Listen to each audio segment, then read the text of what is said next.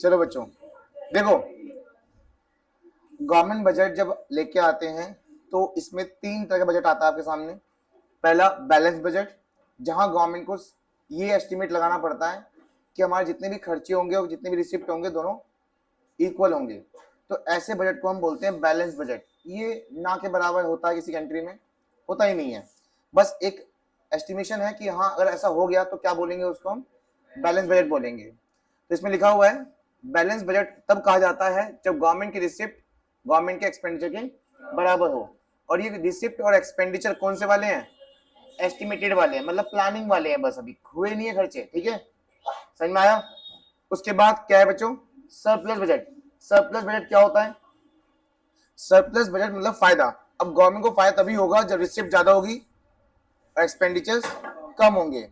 तो यहां पर गवर्नमेंट ये एस्टिमेट करती है कि हमारे पास पैसा ज्यादा आएगा और खर्चे हमारे कम होंगे इस एक साल में, तब ये बजट क्या कहला जाएगा? सरप्लस बजट कहला जाएगा। और तीसरा क्या है? Deficit budget. इसमें ऐसा होता है गवर्नमेंट ये प्लानिंग करती है कि हमारे खर्चे ज्यादा होंगे और रिसिप्ट कम होंगी। अच्छा एक बात बताओ, अगर तुम एक ऑर्गेनाइजेशन चला रहे हो या कोई भी चीज तुम बजट बना रहे हो, तुम्हें ऊपर दिख रहा है साफ साफ कि यार मेरे खर्चे ज्यादा होने वाले हैं, मेरे खर्चे ज्यादा होने वाले हैं। मान लो आपके खर्चे होने वाले हैं 20,000 रुपए, लेकिन आपके पास आने वाला है सिर्फ 10,000, तो ये पॉसिबल हो पाएगा? फिर आपको साफ दिख रहा है कि मेरे खर्चे कितने होने वाले हैं 20,000, पर आपके पास कितने रिसिप्ट होगा? 10,000, तो ये पॉसिबल हो पाएगा? आप 10,000 के से 20,000 खर्च कर सकते हो? वैसे तो ये कौन सी बजट बनेगा? इसे बोलते हैं डेफिसिट बजट, लेकिन ये पॉसिबल नहीं है। अभी पॉसिबल करने के लिए आपको उतने रुपए का लोन लेना पड़ेगा, हाँ या ना? या अपनी सेविंग से निकालना पड़ेगा। कितना कम पड़ रहा है बीच में? वो 10,000 जो है बीच में, वही आपका डेफिसिट है, वही आपका डिफरेंस है। ऐसा बोला जाता है बच्चों, डेफिसिट बजट को हम बोरिंग भी बोलते हैं, क्योंकि बीच में गैप कितना है? 10,000 का, और लोन भी कितना होगा फिर?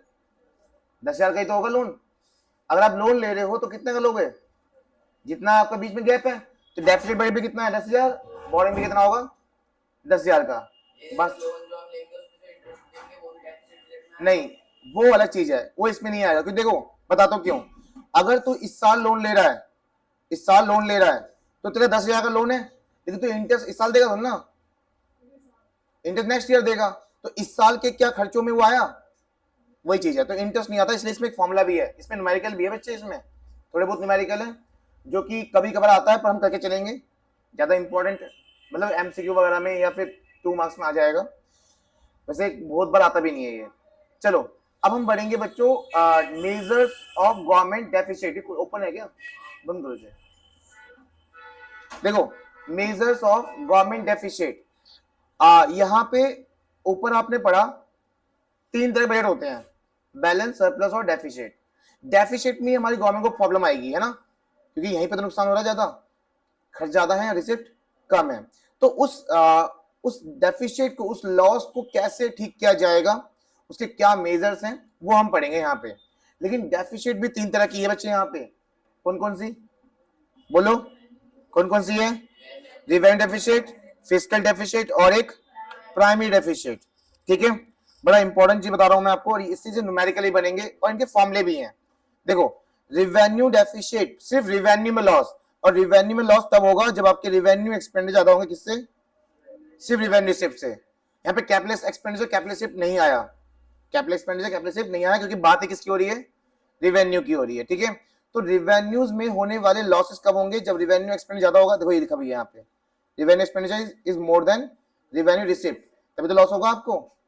और रिवेन्यू एक्सपेंडिचर भी आपको पता है क्या होता है, ऐसे खर्चे जो रिकरिंग नेचर के होते हैं। रिकरिंग मतलब डेली बेसिस पे होने वाले खर्चे होते हैं ये, और इससे किसी भी ऐसी लायबिलिटी पे इंपैक्ट नहीं पड़ता।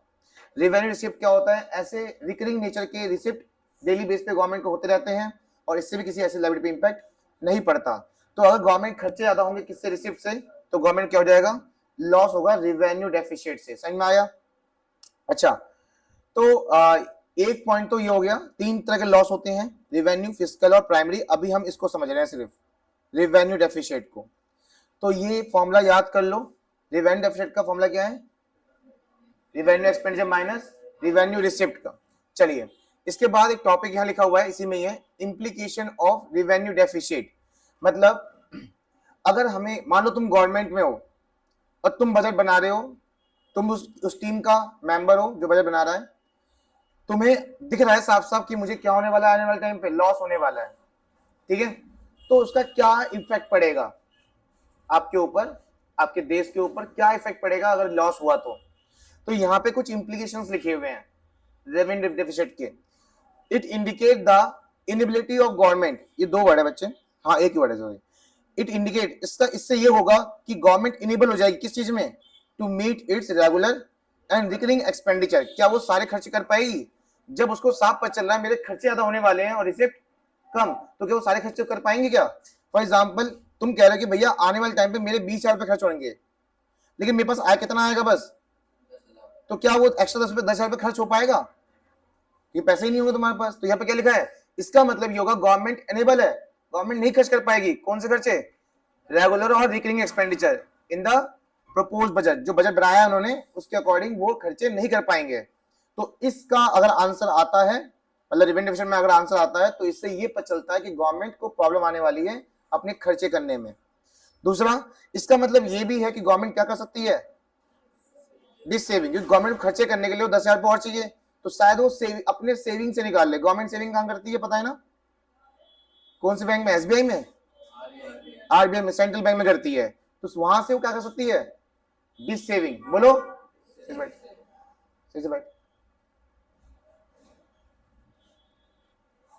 क्या कर सकती है, डिस सेविंग, जिसका मतलब ये है कि government is using up saving, government अपने सेविंग यूज सकती है of other sectors of the economy to finance its consumption expenditure. उस खर्चे को पूरा करने के लिए गवर्नमेंट अपने सेविंग को यूज कर सकती है। तो अगर रेवेन्यू डेफिसिट आता है तो इसका क्या मतलब निकलता है? पहला कि गवर्नमेंट एनेबल है अपने खर्चे करने में।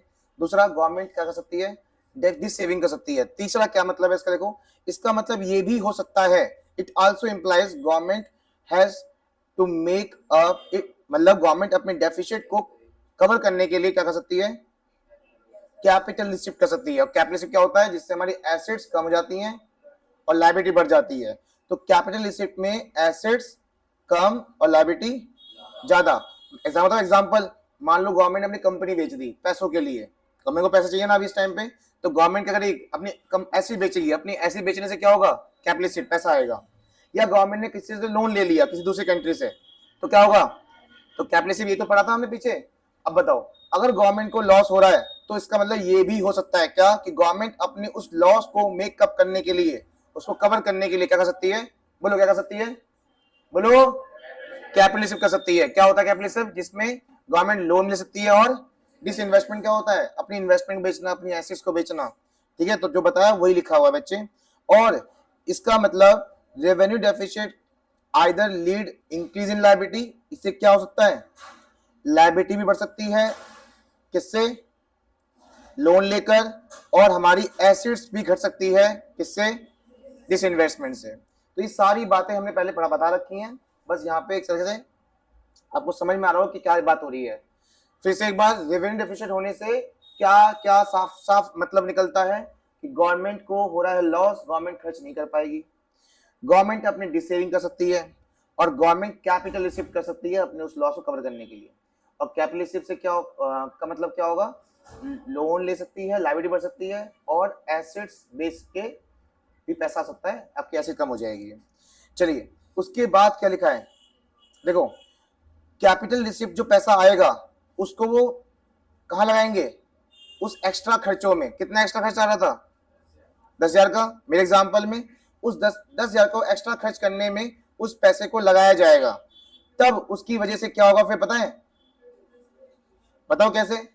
देखो सुनो ये बात, मान लो हम लोग फर्म में आते हैं और हमको ये एक्सपेक्टेशन है, सुनो ध्यान से, हम लोग फर्म में आते हैं और हमें लग रहा है कि यार हमारा माल शायद 1 लाख का माल बिकेगा। कितना? क्योंकि सामने वाले का हमें लग रहा है कि यार वो शायद 1 लाख ही खरीदेगा, लेकिन सामने वाला खर्च की प्लानिंग ज्यादा कर चुका है ना? कौन है वो बंदा? गवर्नमेंट। वो गवर्नमेंट अब अपनी खर्चे की प्लानिंग ज्यादा कर चुका है, तो जितनी हमारी एक्सपेक्टेशन इतना बिकेगा, उससे ज्यादा बिकने को तैयार है ना? इससे क्या होगा, जब डिमांड ज्यादा आएगी हमारे पास, जब डिमांड ज्यादा आएगी तो हम अपने प्रोडक्ट के पैसे कर देंगे, बढ़ा देंगे। बहुत सिंपल चीज बता रहा हूं मैं, हमें लगता है कि प्रोडक्शन मतलब प्रोडक्ट की डिमांड इतनी ही होगी, लेकिन सामने वाले गवर्नमेंट ने अपनी प्लानिंग बढ़ा दी है, अपने खर्चे बढ़ा दिए हैं, जिसकी वजह से हमारे गुड्स की डिमांड बढ़ेगी, सर्विस की डिमांड बढ़ेगी और चीजें क्या हो जाएंगी फिर महंगी। तो कैपिटल रिसिप्ट से जो पैसे गवर्नमेंट के पास आए हैं लाइबिलिटी लोन लेकर ऐसे बेचकर, उस पैसे जब वो एक्स्ट्रा खर्चा करेंगे तो इससे महंगाई बढ़ सकती है। ठीक है, तो एक तरफ गवर्नमेंट अपने खर्चे बढ़ा रहे हैं तो ताकि सब कुछ डेवलप कर सके, लेकिन इस एक तरफ उसका क्या इम्पैक्ट पड़ेगा, इन्फ्लेशनरी का इम्पैक्ट पड़ सकता है। क्योंकि आपको पता है इन्फ्लेशनरी गैप आपने पढ़ा था ना, उसमें एक रीजन ये भी था कि गवर्नमेंट एक्सपेंडिचर से भी इन्फ्लेशनरी बढ़ जाती है। कहां पे, एडीएस चैप्टर में। ठीक है, फिर हायर बोरिंग, और जितना ज्यादा लोन ले जाएगा उसका पूरा बर्डन किस पे पड़ेगा, फ्यूचर में पड़ेगा। जैसे अगर आज गवर्नमेंट तुम्हारे डेवलपमेंट के लिए, सिर्फ तुम्हारे डेवलपमेंट के लिए गवर्नमेंट लोन लेके कर रही है, तो तुम्हें तो कुछ फर्क नहीं पड़ने वाला, लेकिन आने वाली जनरेशन को फर्क पड़ेगा, उसको ज्यादा पे करना पड़ेगा टैक्सेस वगैरह, क्योंकि उससे गवर्नमेंट को लोन वापस तो करना है, वो कहां से कमाएगी, हमसे तो कमाएगी। तो जितना ज्यादा लोन बढ़ेगा, देखो, और लोन जब ज्यादा क्यों बढ़ रहा है, क्योंकि बीच में गैप ज्यादा है। तो गवर्नमेंट जितना ज्यादा गैप करेगी ना, डेफिसिट जितना ज्यादा लॉस होगा, उतना ज्यादा गवर्नमेंट लोन लेगी, और लोन लेने से फ्यूचर पे क्या होगा, बर्डन पड़ेगा, लोन अमाउंट का भी और साथ साथ इंटरेस्ट पेमेंट का भी। ठीक है, इसके बाद क्या लिखा है, द हायर इवेंट डेफिसिट, जितना ज्यादा लॉस होगा, give a warning signal to the government to either, हाँ वही, इट्स एक्सपेंडिचर, और इससे किसका मतलब ये है कि गवर्नमेंट को ये होना चाहिए कि गवर्नमेंट अपने खर्चे थोड़े बहुत क्या करे, कम करे, और अपने रिवेन्यू रिसिप्ट को बढ़ाए। ठीक है, गवर्नमेंट को अपने आने वाले खर्चे करने चाहिए थोड़े थोड़े कम करके अपने रिवेन्यू रिसिप्ट को बढ़ाना चाहिए, ताकि वो बीच का गैप कम हो जाए। चलिए, तो ये है इंपॉर्टेंट क्वेश्चन, और ये आता है एग्जाम में कि रिवेन्यू डेफिसिट से क्या क्या मतलब निकल के आता है, क्या क्या इंपैक्ट पड़ सकता है। लेकिन नेक्स्ट पॉइंट क्या है, क्या है, अब इस लॉस को कैसे बचे, क्योंकि लॉस होने से इतना कुछ होने वाला है। अगर डेफिसिट रिवेन्यू आया, रिवेन्यू डेफिसिट आया, तो इतना बड़ा लॉस होगा, इतना इंपैक्ट पड़ने वाले हैं, तो उस लॉस से कैसे बचा जाए। तो कुछ मेजर्स हैं यहाँ पे, दो ही हैं बच्चे, बस दो। बताओ, गवर्नमेंट के अपने क्या करने चाहिए। देखो फॉर्मूला क्या है, एक्सपेंडिचर माइनस रिसिप्ट ना, तो इसका गैप अगर ज्यादा होगा तो इसका मतलब खर्च ज्यादा, रिसिप्ट कम। हमें कम करने क्या करना पड़ेगा, गवर्नमेंट को अपने खर्चे कम कर देने चाहिए और रिसिप्ट को बढ़ा देनी चाहिए। तो गवर्नमेंट को लगता है कि यार ये खर्चा अभी जरूरी नहीं है, तो उसे क्या कर दो, कम कर दो। Reduce expenditure, government should take serious step to reduce इस एक्सपेंडिचर एंड अवॉइड अनप्रोडक्टिव और अननेसेसरी एक्सपेंडिचर। जो अनप्रोडक्टिव है, अननेसेसरी एक्सपेंडिचर, उनको अभी नहीं करना चाहिए गवर्नमेंट को। और गवर्नमेंट को क्या करना चाहिए, अपने रिवेन्यू रिसिप्ट को बढ़ा देना चाहिए, मतलब अपने इनकम को बढ़ा देना चाहिए। तो government should increase its receipt from various sources, कौन कौन से, प्राइम टैक्स और नॉन टैक्स रेवेन्यू। तो इन सोर्सेज से पैसे को, इनकम को बढ़ाना चाहिए गवर्नमेंट को, ताकि वो गैप कम आए, और जितना ज्यादा गैप कम होगा गवर्नमेंट उतना ही लोन कम लेगी, तो उसका इम्पैक्ट कम ही अच्छा ही पड़ेगा आगे जाके। ठीक है, चलिए, तो ये हो गया बच्चों रिवेन्यू डेफिसिट के बारे में। नेक्स्ट आते हैं किसमें, फिस्कल डेफिसिट। क्या फॉर्मूला, फिस्कल डेफिसिट मतलब गवर्नमेंट को लॉस हो गया टोटल मिला के, और टोटल लॉस तभी होगा जब total expenditure minus total receipt. ठीक है, ध्यान रखना, अभी इसमें आगे कुछ लिखा हुआ है, लेकिन मैं बताता हूँ, रुक जाओ। ये है गवर्नमेंट को टोटल लॉस हो रहा है, टोटल मतलब सारे खर्चे, सारे खर्चे कौन कौन से होते हैं, रिवेन्यू एक्सपेंडिचर भी और कैपिटल एक्सपेंडिचर भी, और उसमें से सारे रिसिप्ट माइनस कर दो, कौन कौन से, रिवेन्यू रिसिप्ट भी और कैपिटल रिसिप्ट भी। लेकिन लोन लेना क्या होता है, कैपिटल रिसिप्ट, लोन लेना क्या होता है, कैपिटल रिसिप्ट, वो इसमें नहीं आना चाहिए, इसलिए आगे लिखा हुआ है एक्सक्लूडिंग बोरिंग। क्यों नहीं आना चाहिए बताता हूं बच्चों। एक बात बताओ, अगर मान लो कि मेरा इन दोनों में खर्चा हुआ है 2 लाख का, कितने का, और मेरा अभी मैं बोरिंग नहीं ले रहा हूं, और मेरा जो रिसिप्ट है वो कितना है, 1 लाख का, तो इससे क्या पता चल रहा है मैं कितना लोन लेने वाला हूं, क्योंकि मेरा लॉस कितना होगा 1 लाख का, तो शायद मैं लोन भी कितना लूंगा, 1 लाख का। तो मेरा फिस्कल डेफिसिट का आंसर साफ साफ कितना आ रहा है, 1 लाख आ जाएगा। लेकिन अगर मैं इस लोन को भी इसमें अगर जोड़ देता हूं, लोन कितना था मेरा बताना, जब भी आंसर कितना है, अगर मैं 1 लाख के लोन को जोड़ दूंगा तो ये कितना हो जाएगा, फिर 2 लाख माइनस 2 लाख कितना आ जाएगा, फिर क्या मेरा लॉस जीरो हो रहा है, अगर लॉस 0 था तो लोन क्यों लिया फिर 1 लाख का? इसलिए हम रिसिप्ट में क्या नहीं लेते, बोरिंग ले लेंगे तो आंसर 0 हो जाएगा। समझ में आया? और 0 का मतलब क्या होगा कि हमें कोई लॉस हुआ नहीं, लॉस नहीं हुआ तो लोन क्यों लिया फिर 1 लाख का?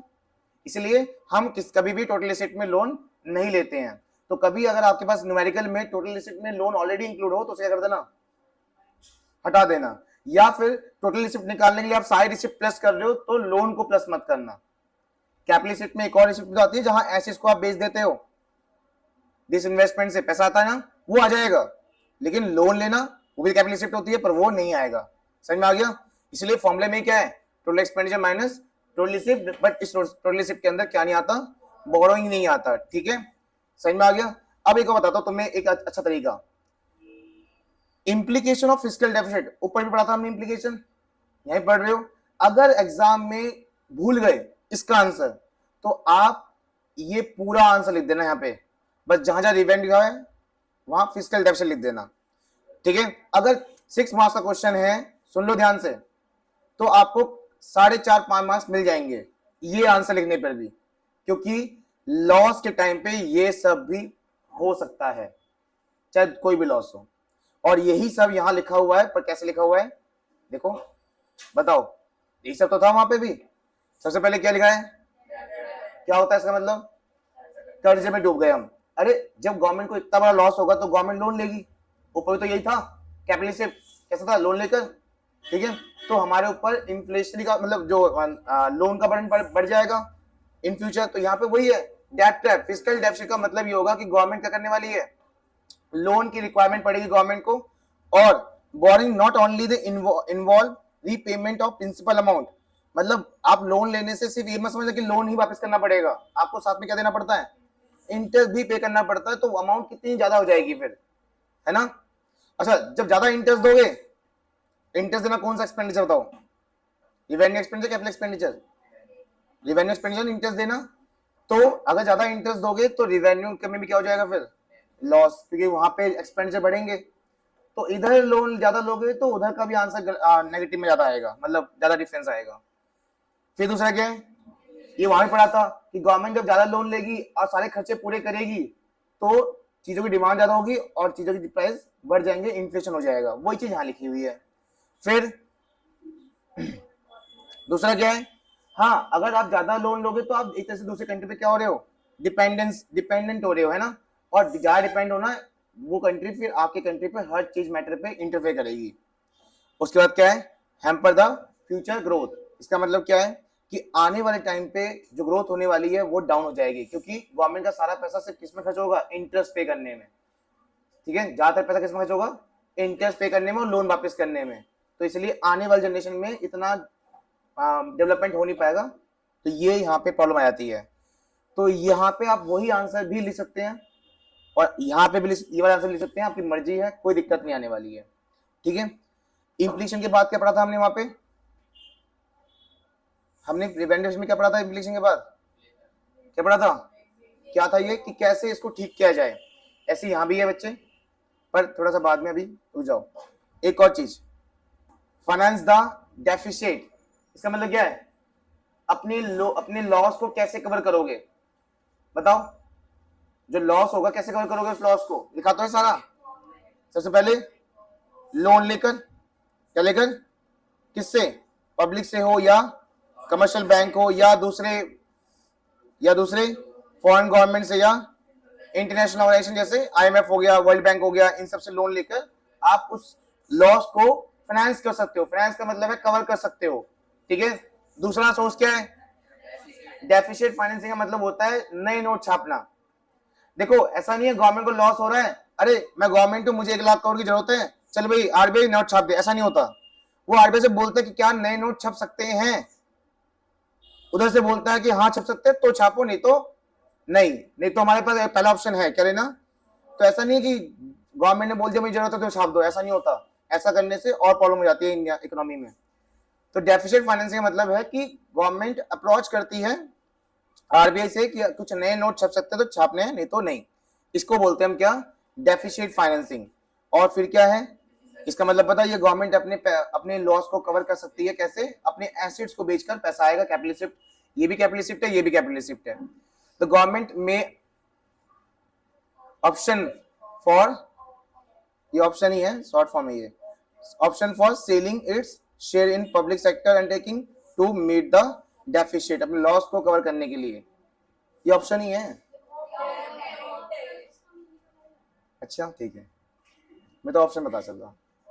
चलो फिर क्या है यहाँ पे, अरे नहीं नहीं नहीं, हाँ एक और क्या है, फिस्कल डिसिप्लिन, इसका मतलब जरा पढ़ना क्या लिखा है। अच्छा ये पढ़ा दिया मैंने, डेफिसिट फाइनेंसिंग ये पढ़ा दिया, क्या लिखा है इसमें, गवर्नमेंट में बोरो फ्रॉम आरबीआई, ठीक है, against its security to meet the fiscal deficit, RBI issue new currency for this purpose. लेकिन हर बार ऐसा नहीं होगा, अगर पैसे छपने हैं तो छापेंगे, नहीं तो नहीं छपते। लास्ट पे आ जाओ, पढ़ो अपना आप क्या लिखा है इसमें, पढ़ो पहले खुद तो पढ़ो। फिस्कल डिसिप्लिन क्या है इसमें, गवर्नमेंट को अपने खर्चे कर देने चाहिए और रेवेन्यूज को बढ़ा देना चाहिए, ठीक है,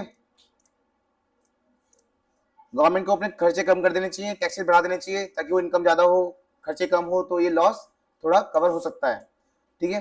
तो ये हो गया आपके आंसर, ये भी क्वेश्चन इंपॉर्टेंट है, ये भी इंपॉर्टेंट है कि गवर्नमेंट अपने लॉस को कैसे फाइनेंस करे, और अगर रेवेन्यू डेफिसिट में पूछा गया कि कैसे कवर करें तो यही आंसर वहां भी हो जाएगा, ठीक है, ठीक है। हेलो, लास्ट आ जाते हैं किस पे, प्राइमरी डेफिसिट, बंद कर दूं, चला दो भाई, हाँ भाई, अब आते हैं किस पे, लास्ट, क्या लिखा हुआ है, प्राइमरी डेफिसिट, फॉर्मूला क्या है इसका,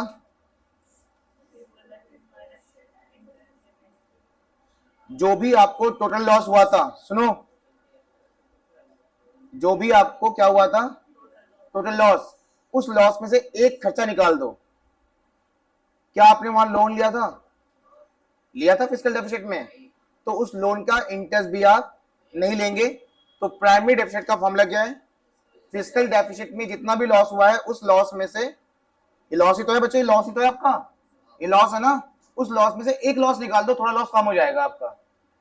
कौन सा लॉस निकाल रहे हो आप, इंटरेस्ट पेमेंट का लॉस आप निकाल दीजिए, क्या बचेगा, प्राइमरी डेफिसिट। बस इससे न्यूमेरिकल निकलते हैं, इसका कोई अलग से कोई बड़ा क्वेश्चन नहीं है कि इसका इंप्लीकेशन क्या पड़ेगा, इसका फाइनेंस, ऐसा कुछ नहीं है, इसका सिर्फ क्या बनेगा, न्यूमेरिकल बनेगा, ठीक है। फिस्कल डेफिसिट, अच्छा मान लो डायरेक्ट फिस्कल डेफिसिट नहीं है तो निकाल सकते हो। आपसे क्या पूछा गया, प्राइमरी डेफिसिट पूछा गया, फॉर्मूला क्या है प्राइमरी डेफिसिट का, फिस्कल माइनस इंटरेस्ट पेमेंट, आपका फिस्कल भी नहीं है तो क्या फॉर्मूला क्या है फिस्कल का, फिर total expenditure minus total receipt, total receipt proper, total receipt में बोरिंग नहीं लेंगे, अच्छा वो भी गिवन नहीं है, टोटल एक्सपेंडिचर भी गिवन नहीं है, तो आप पता है टोटल एक्सपेंडिचर दो खर्चे होते हैं, रेवेन्यू एक्सपेंडिचर और कैपिटल एक्सपेंडिचर, समझ में आया।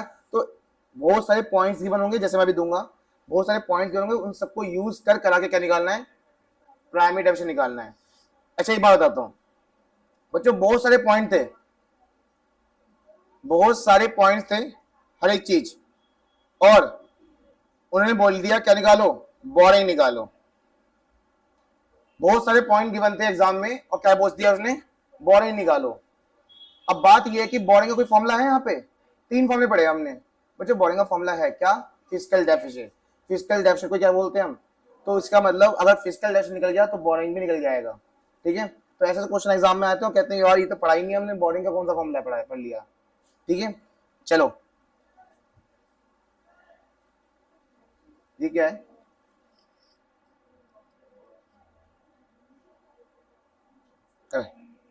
खत्म, इसके एमसीक्यू दिए हुए मैंने, अभी करना है, ऑफलाइन कर रहा हूँ इसको।